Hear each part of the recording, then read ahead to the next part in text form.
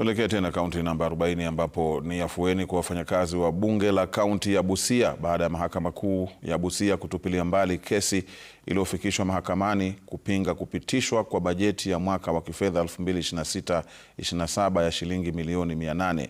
Hakimu Samuel Mohochi kwenye uamuzi wake alitoa kupitia mtandao alisema kuwa amefutilia mbali kesi hiyo hadi mlalamikaji atakapofika mahakamani baada ya kupuuza kufika kwa siku 2. Kesi hiyo iliwasilishwa na mlalamishi Linus Okware ambaye ameshtaki bunge la kaunti ya Busia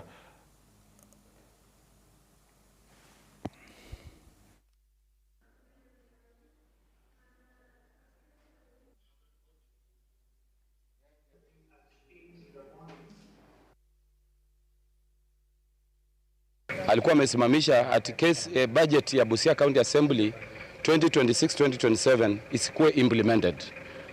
Hiyo ndio order yenye alikuwa ameomba koti tusiendelee na budget, watu wasilipwe mshahara mpaka kesi iishe. Budget yenye governor wetu alipitisha na waheshimiwa wetu 53 walipitisha kwa bunge la Busia County. Tulikuja hapa kotini kusikiza kesi yetu ambayo ilileta hapa ya budget, na tunashukuru kwa maana evidence ijapatikana. Wenye walishtaki kesi wajakuja, hii ni 2 times kama wakuji kotini, kesi imetupilia mbali. Tunaendelea na budget yetu kama kawaida.